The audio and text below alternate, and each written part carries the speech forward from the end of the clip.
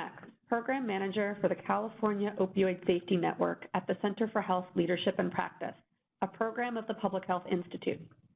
You are about to watch a webinar that has been condensed from its original format to provide specific content regarding ways to utilize the California Department of Public Health Opioid Surveillance Dashboard. During the webinar, we will give an overview of the dashboard, provide a demonstration of how to navigate the various features, and offer some examples from the field. The subject matter expert for this webinar is Dr. Steve Wirt, Chief of the Injury Surveillance and Epidemiology Section in the Safe and Active Communities Branch at the California Department of Public Health. Let's get started. Thank you. So I'm very pleased to share with you some of the stuff we've developed with the California Opioid Overdose Dashboard. The purpose of the dashboard is really to provide some data visualization and user-friendly access to state and some local data, and tell you a little bit about the fentanyl data piece and county reports. To start with the data sources, we have death data from the Vital Statistics Death Certificate, and then our partners at the Office of State Health Planning and Development provide the ED discharge data and the hospital discharge data. And then again, with the DOJ partnership, we have the prescription drug monitoring data from California called CURES, which has all prescription dispensing data. And finally, we use population data to develop our rates. Let me just start with some limitations. We think the dashboard is really valuable in many ways for many purposes, but not for all purposes. First and foremost, it's not a clinical source, so it uses data that comes through an administrative process. Each data source has its own sort of process, but bottom line is for the health data, we get this data and it's coded through the International Classification of Diseases coding system, which may not be perfect for all of your uses, but it works well for public health surveillance purposes. We create certain data definitions, case definitions, and those may not be the same as you might want or need.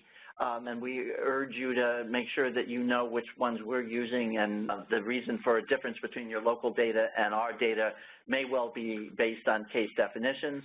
You all know that state data is not as timely as local data in many cases. We're working hard to improve the timeliness of data, and we've already had made some real improvements in that. Also, as we begin to get more timely with our data, it raises the question of whether we are getting all cases included. A good example of that is as we get more recent death certificate data, we'll have more of those certificates that read pending.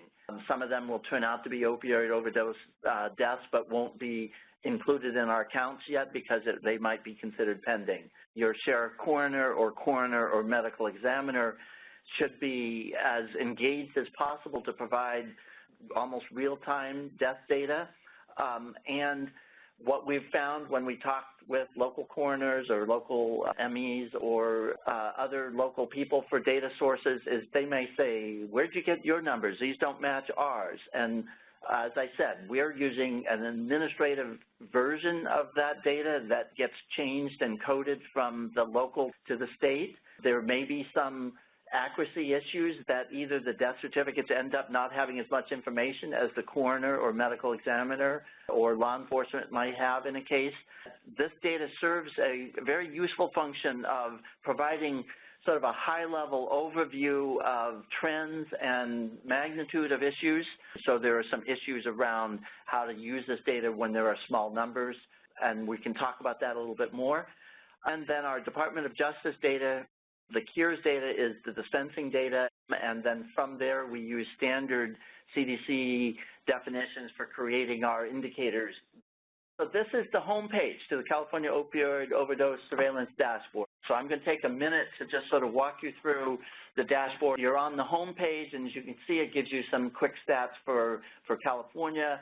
If you're in a county dashboard over here, these quick stats would be for your county. So using the dashboard, there's two things I want you to see. The first is this collapse or hide sidebar, and that is essentially located up here at the top of the dashboard.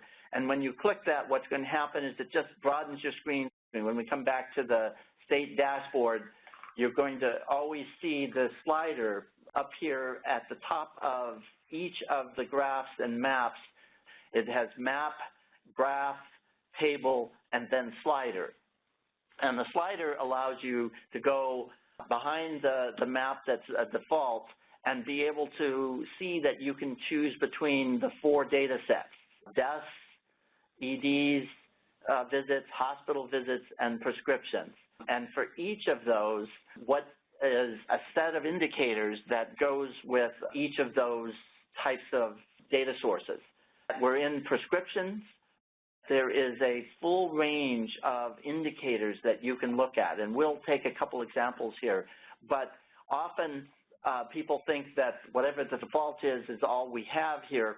One of the points of having multiple indicators is that it is a way for you to look at your situation from multiple perspectives, and we generally urge that that is a good thing to do, both within a data source and across data sources. So it's important to look at prescriptions in your county, but also the consequences, deaths, ED, and hospitalizations. And together, that begins to make a story that you can put together for your community.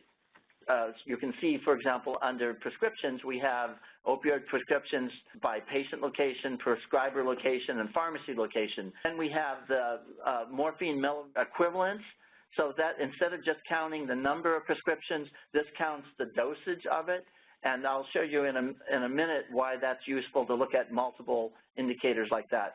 For those that are focusing on intervening with doctors to try to reduce the dosage of opioids being prescribed, there are indicators for those that are receiving over 90 MMEs of opioids.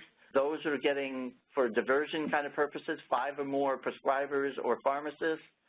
Also, opioid-naive residents. So we have this range of indicators. Under the data definitions, for every one of those indicators, we have a description. Under data definitions, you can look under each mortality, morbidity, and prescription for a definition of each of these indicators. So here are opioid prescriptions by patient, prescriber, and pharmacy. It tells you what the overall indicator is, tells you how we develop the counts, and then it also shows you where the denominator comes and where the data source is, and even some limitations around that data source. And that's present for each indicator. So you might have been surprised when we were saying, you know, opioid-naive residents.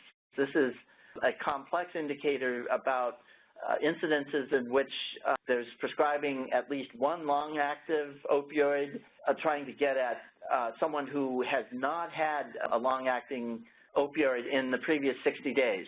The notion here is that this would be a new start again, and we might be focusing on trying to get docs to use alternatives to opioids. So the main point is that for every one of these indicators, you go to this data definition. For example, suppression of count. Some of this is not that relevant to your day-to-day use, but often what's going to happen is, depending if you have an epi person there, they're already going to be looking at this, but if you're presenting this data somewhere, someone may be asking you, well, what do you mean by opioid naive? And you can go to these data definitions and find that information. Up here on the right-hand side, this red area gives you a very high-level overview of that, but it takes you around the dashboard. Those are the sort of the administrative parts of the data dashboard. And now I will start with just taking us to the California dashboard. I want to just show you a couple of the options that are available for map. If you hold down the cursor, you can move the map down. You can make it bigger or smaller. But the other thing is you can click on any county, and this is MODOC, and it tells you several things. In terms of deaths here for 2017, MODOC had 3. This overall map gives you a sense of the magnitude of the problem in your county. The Northern California area, even though it has lower populations, has higher rates, and so that's why the colors are darker for those areas. If you go to the graph, for example, then this shows you the same data, and you can make it larger. Highlight an area and make it bigger. Here's the rate and confidence intervals. This also gives you the ranking. This is just a place to see where you're at in overall ranking for rates, and that's useful when you're making comparisons. You may be able to say, well, my county is red here, and that's a, you know, a sign for why we need to get together and work on this or make a policy change. If we come over here to the right-hand side, you get a different section that allows you to graph over time. And this one right now is looking at opioid prescriptions. Again, we use our slider to get behind here. The nice thing about this for the state is it allows you to pick more than one indicator to put up there. We have opioid prescriptions, but I'm going to add to that the MMEs for prescriptions. You have to choose the right data source and then choose your indicator that you want to choose, MMEs by patient. So now we've got MMEs by patient, and up here we have opioid prescriptions by patient location, and we're doing prescriptions, and we're going to graph that, and that gives us both trend lines on the same graph. So I want you to see that there's a lot of flexibility on working with this graph. This is a little hard to see because the writing's in the way, so you can come over here, hold down the cursor, and you can move each of the two indicator lines here, and each line is connected to a separate axis for its measurement. These trend lines look very much the same, don't they? They are both going down since we started putting data in here in 2010, and you can move this line as well to make that a little more clear. There are two measures here that indicate overall for the states that the total MMEs and the total number of prescriptions have been going down. The other thing I want to point out here is that at any point on here, you can be looking at, by just hovering over it, you can look at what happened in the fourth quarter in 2016. So let's just look at that for a second on opioid prescriptions. The rate there was 562 per 1,000 people. For every 2 people, there's been 1 opioid prescription. I'm going to drop down here to the final quarter of 2017. That rate had dropped to 507, which represented almost a 10% decline in that 1 year. So we are potentially making progress in reducing prescriptions overall for the state, but mainly I'm trying to show you some of the functionality of this. I'm going to now switch over to the county dashboard. First thing you do is pick a county. You have all of these options we've been talking about on the large screen, but often people are saying, oh, I just want to get a report. So we have made these small reports, but I would argue that they have a certain function. They take a minute to come up here. The Lassen report have 8 of the indicators here. So we have heroin overdose deaths, synthetic overdose deaths, opioid ED visits, and then on the other side here we have the zip code map that you can see there. And then the second page of the county report shows the trends over time in prescribing MMEs. That's what I just showed you statewide. And then MMEs for high dosage and overlapping with benzoids. Then we also have the treatment indicator by how well Lassen's doing of getting more waivered buprenorphine prescribers, and this is the number of prescriptions going up. That is what a county report gives you, but I really want you to understand that you can do all of those things and more on the dashboard itself. So you can do explorations by different indicators.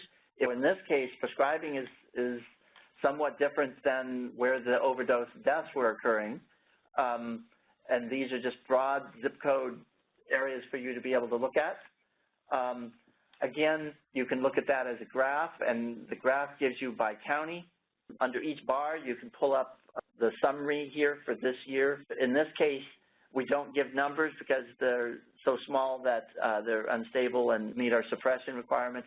But this tells you that Lassen is above the state average, and 4 or 5 of these county zip codes are higher than the overall average for Lassen. Every county has that possibility. Again, looking at this table here, you can for example, let's look at opioid prescriptions as well as opioid prescription deaths. So we go behind the scenes again. This is where we can only compare this to another county or to the state. So again, the graph now will have 2 counties there. Again, you see the same general trend of going down, but you can see that Lassen had a higher prescriptions per patient, but now has less. So you can look at this and see what's happening over time and look at whether that's indicating a change in your own interventions. Steve, I'm wondering if you can share a little bit about some of the kind of more exciting ways that you've seen local communities use this dashboard. We often work with the media to use this dashboard for them to dig deeper, so it does allow a community to add to when a data story is being told, to sort of help refine that story for the media, or at least be prepared. The media may do that themselves. There's a couple approaches and a couple caveats. The first approach, I would say, is by using multiple indicators, you can tell the story better.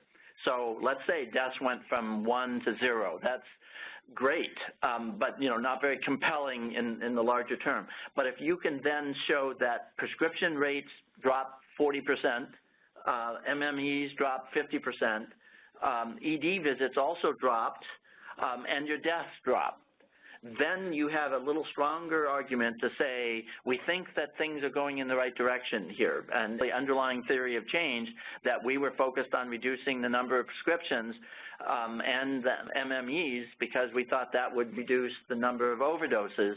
You can tell that story by using multiple measures. And often, the prescribing numbers are a good one to use even for small counties because, unfortunately, there are over 23 million prescriptions a year in California, so the numbers are usually big enough to see some meaningful changes. And also ED visits, even though for small counties, are going to be small as well.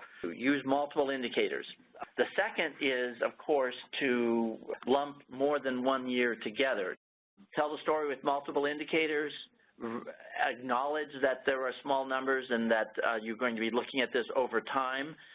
Look at the time pattern. If it was 3 and it went to 2 and now it's been at 0 for the last 3 years, then that trend becomes more meaningful, even with small numbers.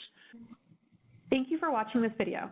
Please visit our website, CaliforniaOpioidSafetyNetwork.org, to access tools and resources, information on funding opportunities, and more videos in this learning series on opioid safety strategies and coalition development.